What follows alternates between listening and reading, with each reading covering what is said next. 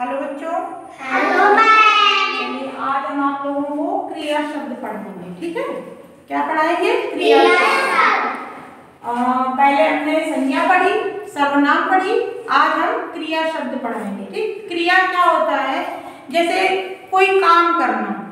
तुम लोग सुबह से बहुत सारे काम करते होगे ना, पढ़ना, लिखना, खेलना, कूदना, बहुत सारे जो काम हम करते हैं वो सब क्रिया है।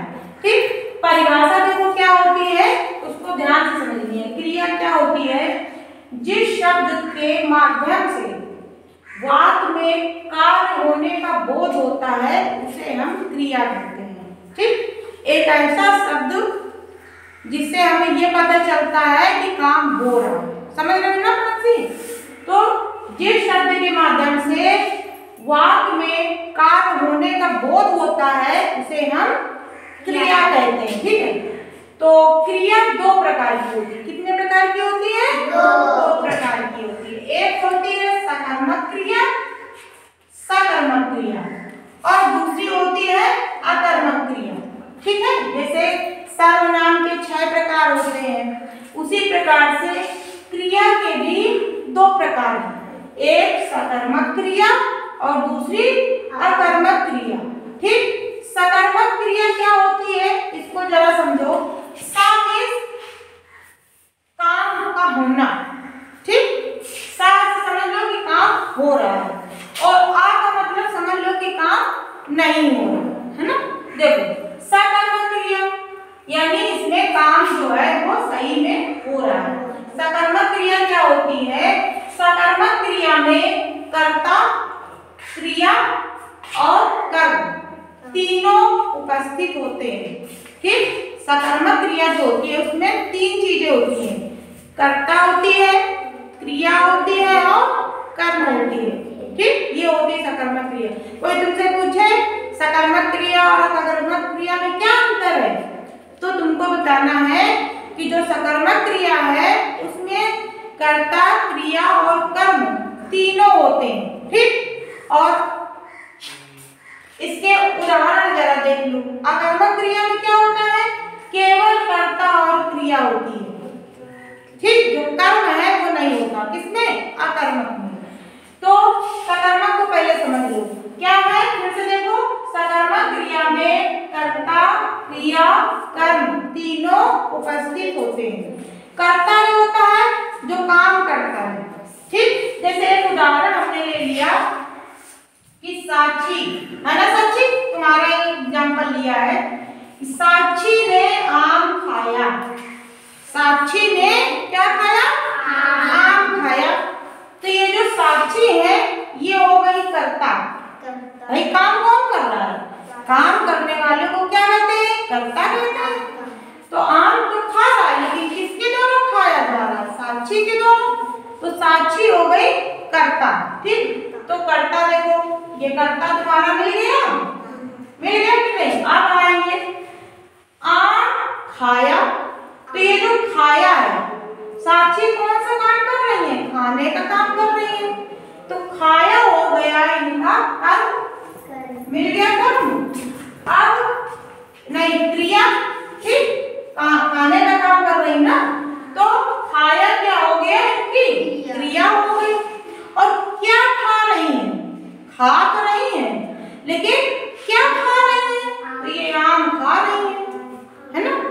तो ये इनका हो गया कर्म। सकर्मक में क्या होता है कि जब कोई क्रिया का काम होता है उसका प्रभाव कर्म पर भी पड़ता है। अब साक्षी आम खा रही है तो साक्षी खाने का काम कर रही है। एक काम साक्षी का हो रहा है कि साक्षी आम खा रही है, लेकिन साक्षी के साथ साथ में आम भी तो खत्म हो रहा है। आम कर्म है ना, तो आम भी तो खत्म हो रहा है। ये भी तो बेचारा साक्षी के मुंह में जा रहा है, जा रहा है कि नहीं? तो आम भी उसमें शामिल है। तो कर्ता के साथ साथ इसमें कर्म में भी प्रभाव पड़ता है, वो होती सकर्मक क्रिया। ये दो चीज दिमाग में बिठा लो। ये बड़े बड़े जो एग्जाम होते हैं कंपटीशन लेवल के, उसमें ये सब चीजें आती हैं, तुमको लोग को अभी से बता दे रहे हैं।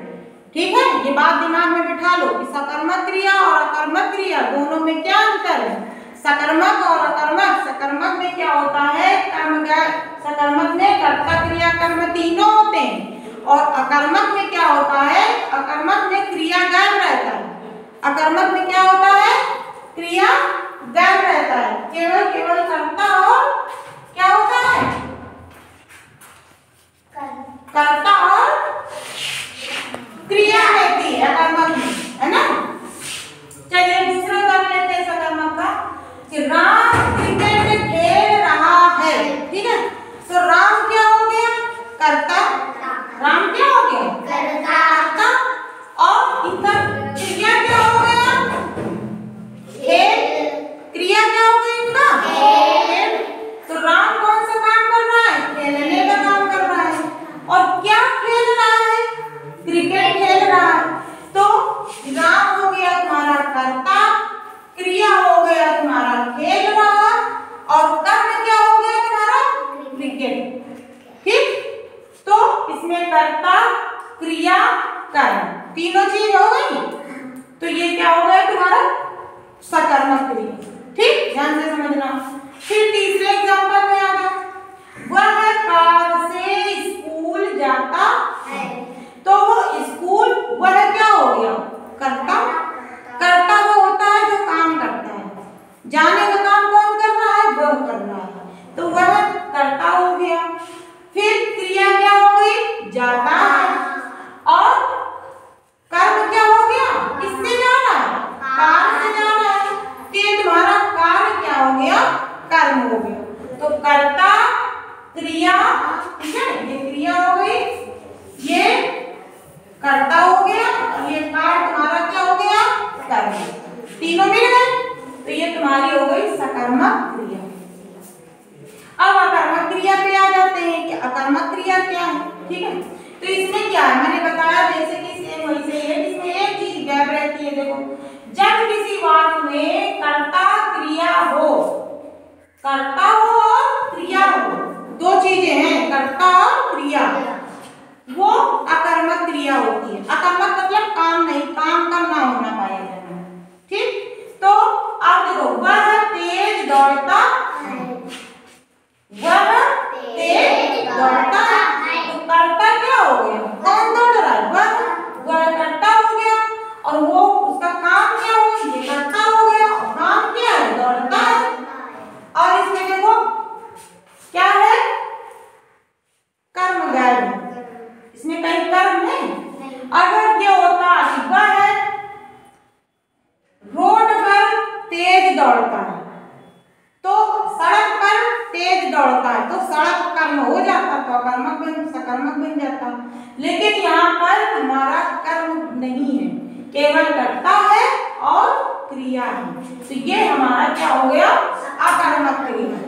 अकर्मक, आ माने नहीं, सा माने है, ठीक, इसमें कर्म है, इसमें कर्म नहीं है। दूसरा एग्जांपल देखो, जैसे वह सोता है, तो कर्ता क्या हो गया, कौन हो गया, वह, और क्रिया क्या हो गई, सोने का, और कर्म नहीं है, वह सोता है, कर्ता और कर्म क्रिया, कर्म गैर है, ये हो गई हमारा अकर्मक क्रिया। फिर आते इधर, राम होता है, राम हो गया तुम्हारा कर्ता और होता है हो गई तुम्हारी क्रिया, और कौन गैर है, कर्म गैर है, ये हो गया तुम्हारा अकर्मक। फिर सीता गाती है, तो सीता हो गई तुम्हारी, तुम्हारा क्या, कर्ता हो गया और गाने का काम हो गया तुम्हारा क्रिया, और क्या गैर है, कर्म गैर है, ठीक। तो सकर्मक और अकर्मक, और इसमें देखो क्रिया क्या है, अब एक बार जरा फिर से रिवीजन देख लो जल्दी से। क्रिया क्या है, जिस शब्द के माध्यम से, भाई शब्द ये है, तो जिस शब्द के माध्यम से वाक्य में करने का, काम करने का बोध होता है, वो क्या होता है, क्रिया। ये क्रिया की परिभाषा, इसको याद कर लेना, ये क्रिया की क्या है तुम्हारी परिभाषा, इसको याद कर लेना, ठीक है। ये पूछो कोई क्रिया की परिभाषा बताओ, तुरंत बता दो, ठीक है, और कुछ है नहीं, इसको समझना है बस। जिस शब्द के माध्यम से किसी कार्य करने का बोध होता है वो उसको क्रिया कहते हैं। क्रिया के कितने प्रकार हैं, क्रिया दो प्रकार की होती है, सकर्मक क्रिया, अकर्मक क्रिया। होने का बोध होता है। और इसमें क्या होता है, सकर्मक क्रिया में कर्ता, क्रिया और कर्म तीनों होते हैं। ठीक, जैसे राम क्रिकेट खेल रहा है, इसमें कर्ता भी है, क्रिया भी है और कर्म भी है। अकर्मक में क्या होता है, केवल दो चीजें होती हैं। हाँ, कर्ता भी हो, कर्ता और कर्म, सॉरी क्रिया, कर्ता और क्रिया दो चीज होती है और कर्म गायब रहता है। ये दोनों में अंतर है, सकर्मक और अकर्मक। समझ में आ गया ना सब लोग?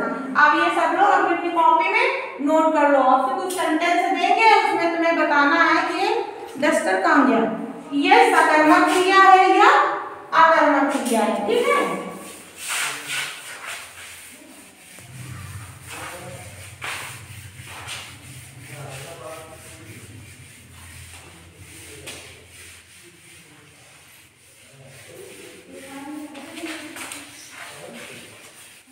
अब जैसे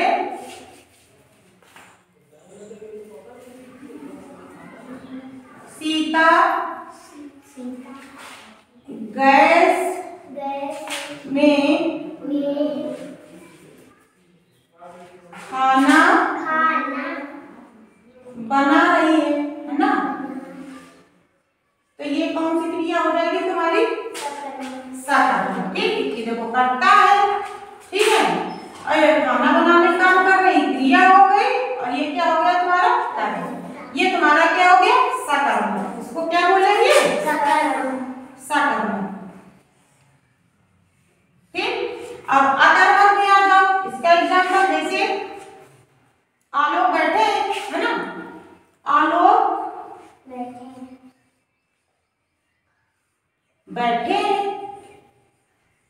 आलोक क्या कर रहे हैं, बैठे हैं। तो आलोक को बैठता और क्रिया क्या है, बैठे। ये बैठना कोई काम होता है क्या, कोई काम तो होता नहीं है। इसको हम किसमें डाल देंगे, काम है, लेकिन कैसा काम है, अकर्मक काम। ठीक, इसको मतलब कि इसको किस श्रेणी में डालेंगे, अकर्मक काम में। ठीक, इसमें हमारा जो कर्ता है, कर्म है, वो गैर है ना। तो समझ में आ गया ना।